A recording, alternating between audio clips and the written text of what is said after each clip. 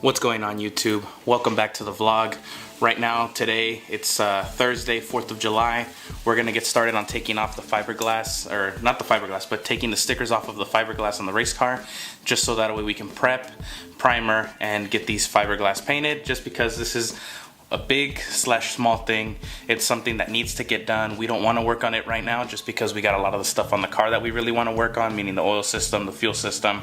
But the quicker we get this out of the way, the quicker it's less of a nuisance. It's really important that the car comes out the color we need so that we can put the new stickers, the new livery for all of our sponsors. So let's get to it. If you haven't already, like, subscribe. Let's get to it. Race car. Vegas to Reno, we're coming, baby.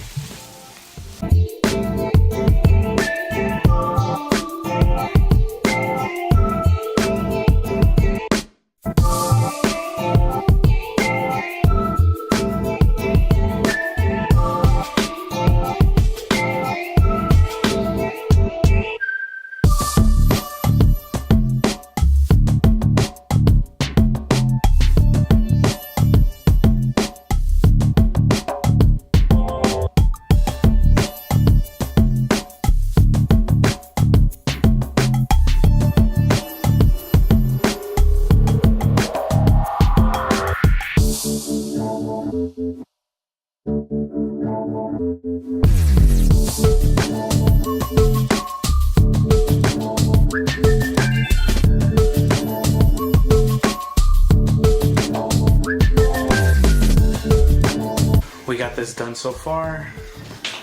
The paint under looks horrible just because of the accident when the car was flipped. But so far I got every sticker off except that one. That's a neon sticker, or like a reflective sticker, not neon. Those, whatever material it is, they're so hard to come off. So I'm having to go at it slowly but surely. But if anything, I'm just gonna finish. I'm gonna just go to the next one, get all the stickers off of that one, and hopefully be done with it.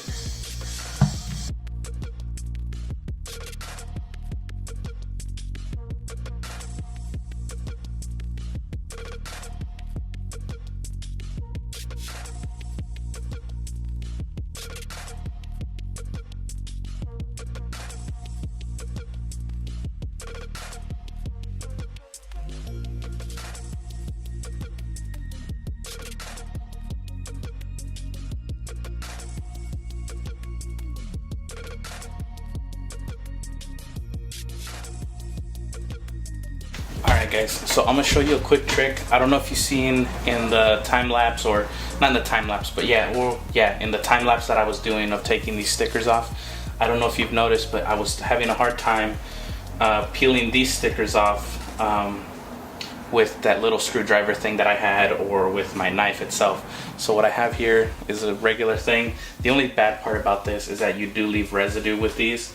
I don't know if you noticed with the other stickers, there's no residue, but I'm assuming because these are those reflective stickers, it's a pain in the cheeks. So I'm gonna just show you how easy it is to take these off, but then later we're gonna have to come back around and get the actual glue residue off. So here you go.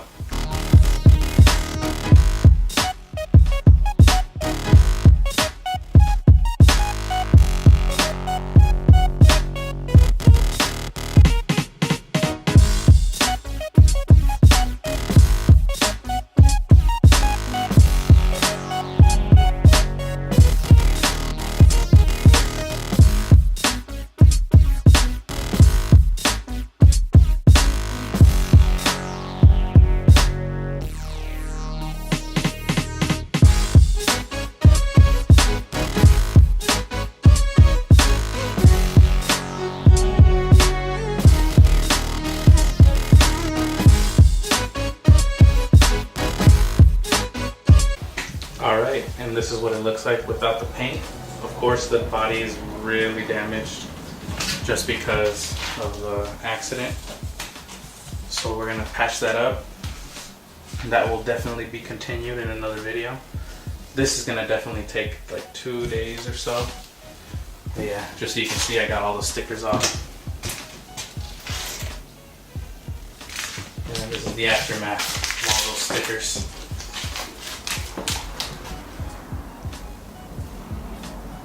But yeah, there's our trailer. That's the new hood. The old one is behind there. That thing got messed up. But yeah, so we'll continue here.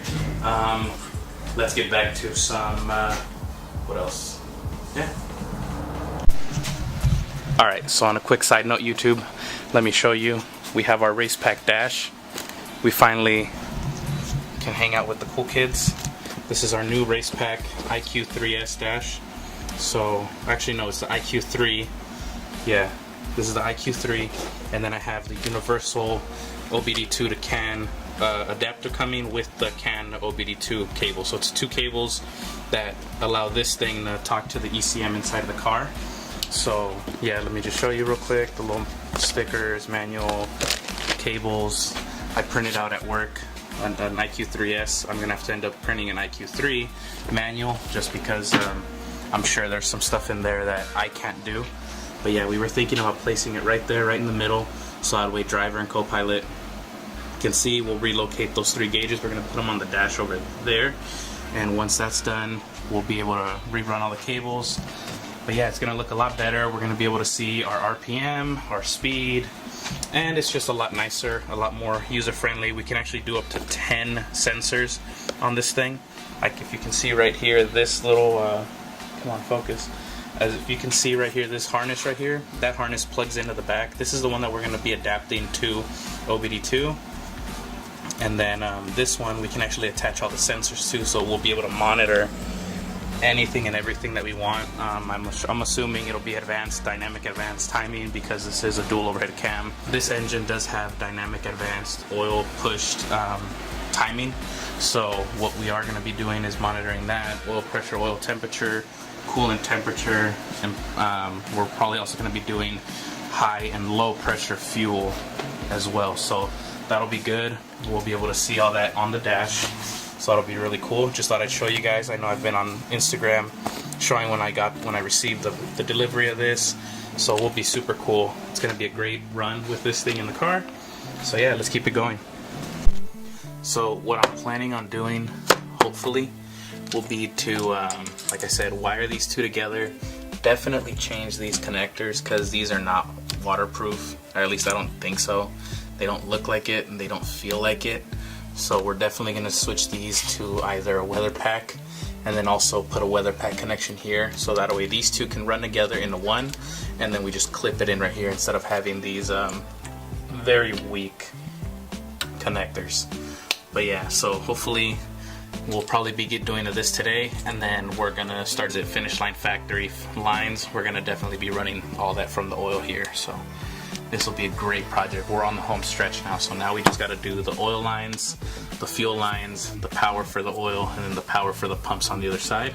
So that'll be the home stretch, and then painting the fiberglass. But yeah, as you can see, we're good to go. Oil coolers in. That was the biggest thing that worried us the most, was getting that done. But since it is, we're good to go, baby. So we're good to go. And then, like I said, we gotta put our race pack in, which that'll be nothing. That'll be peanuts compared to everything else. So we're good to go. Oh, and by the way, we finally got our LED bar in. I just had to find the right screws. That was nothing, took like 2 seconds. We got it wired in. Now we just need to cover the wire really good, shroud it, that way it looks good, and then be good to go. But yeah, let's keep going.